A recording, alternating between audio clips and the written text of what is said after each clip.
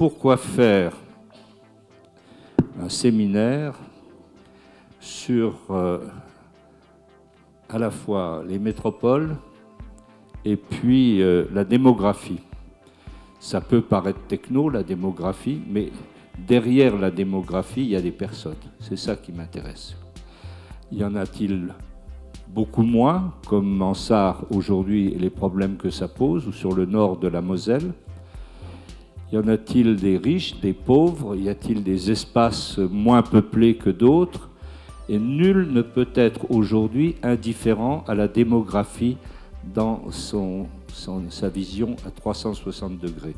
Pour réinventer cette nouvelle alliance des territoires, des citoyennes et des citoyens, est-ce que l'organisation traditionnelle de notre État, de nos collectivités telle qu'elle est aujourd'hui suffit? Je ne le pense pas. Il y a beaucoup de mutations qui sont devant nous.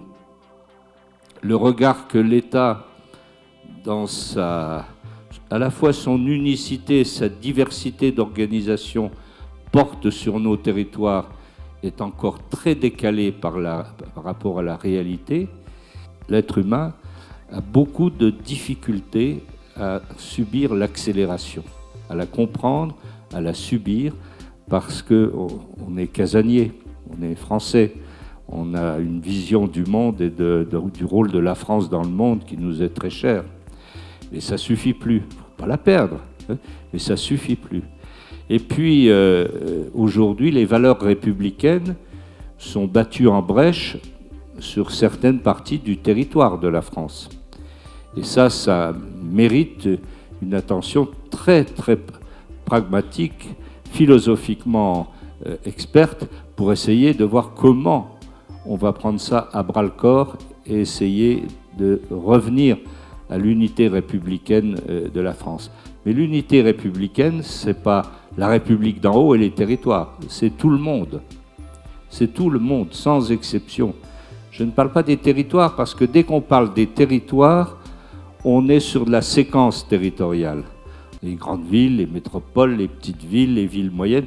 Et nous avons un État qui est plein d'un arsenal de projets et de plans et de mécanismes. S'il y a l'alliance des territoires, vous avez parlé tout à l'heure d'intelligence collective, il faut faire attention. Il ne faut pas user de ce mot, de ces deux mots, de manière symbolique et rapide sur le thème. On va le faire. D'ailleurs, ce matin, pourquoi vous nous en parlez, nous sommes en situation d'intelligence collective. Ce n'est pas tout à fait ça, l'intelligence collective.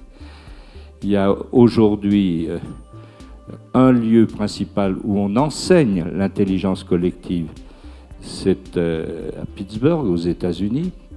Il y a une école d'intelligence collective, parce que l'intelligence collective, c'est une école.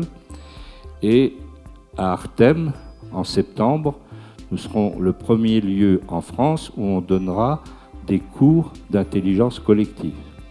Ce qui ne veut pas dire qu'on a interdiction d'utiliser ces mots, hein. Mais on voit bien aujourd'hui que ça bouge partout et par conséquent ici, plus que jamais, c'est un lieu d'ouverture, de tolérance, de respect et de co-construction.